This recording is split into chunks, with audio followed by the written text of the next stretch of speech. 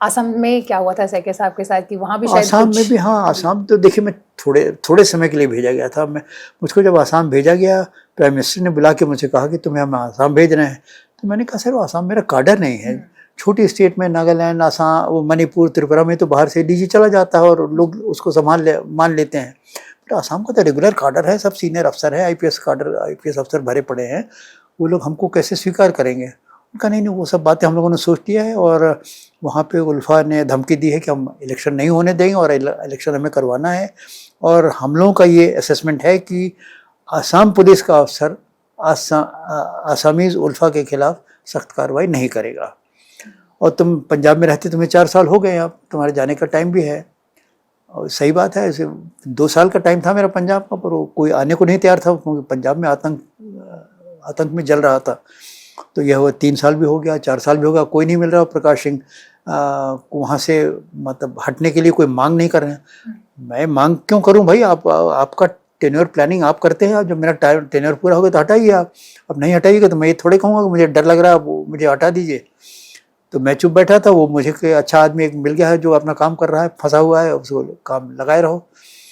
तो 4 साल हो गए, तो अब तब तक आसाम में उनको ज़रूरत पड़ी तो उन्होंने मुझे आसाम भेज दिया। ईश्वर की दया से आसाम में इलेक्शन हो गए, शांतिपूर्ण हो गए और हितेश्वर सैकिया चीफ मिनिस्टर बन गए। फिर उन लोगों ने कहा कि एडवाइज़र्स थे उस समय कि भाई देखो तुमने इतना अच्छा काम किया, इलेक्शन हो गया, सरकार इतनी परेशान थी, इलेक्शन कैसे होगा, थोड़े दिन और रुक जाओ, जरा आसाम पुलिस को भी ठीक ठाक कर दो, उसके बाद जाना, 5-6 महीने और लगा दो। तो मैं बड़े बेमन से मैंने कहा अब क्या करें, ये लोग कह रहे हैं। और सब उसमें एक बड़े मेरे सीनियर थे, मेरे गुरु रह चुके थे, श्री के एन प्रसाद IPS ऑफिसर थे, उनकी बात को मैं ना नहीं कर सकता था। मैंने कहा ठीक है सर, जब आप कह रहे हैं तो मैं थोड़ी देर और रुक जाता हूँ। हितेश्वर सैकिया से फिर मेरी ऊपर बनी नहीं, क्योंकि दो बातें ऐसी हुई जो मेरे उनसे मतलब मैंने स्टैंड ले लिया। उन्होंने उल्फा के जो डेटेन्यूज थे, जो नज़रबंद थे, उनको उन्होंने एक झटके में 250-300 आदमियों को छोड़ दिया। मैंने कहा सब लॉ एंड ऑर्डर का जिम्मेदार मैं हूँ, आपने उनसे कोई बात नहीं की और 250-300 आदमी आपने छोड़ दिए।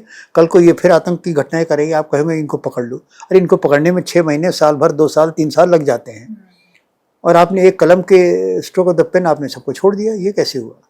तो उनको बुरा लगा कि आदमी हमारे काम को चुनौती दे रहा है।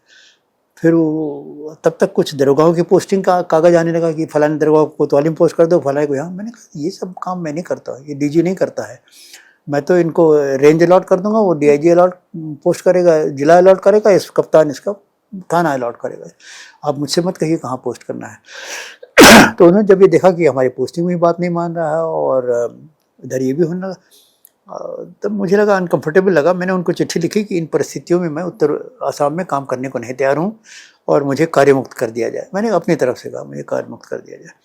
तो मैंने जिस तारीख को चिट्ठी लिखी उसी दिन उन्होंने मुझे कार्यमुक्त करने का आदेश भी निकाल दिया और मैंने भी उसी दिन हैंड ओवर भी कर दिया। तो ये आसाम में मेरा टेन्योर बड़ा एब्रप्टली ख़त्म हुआ।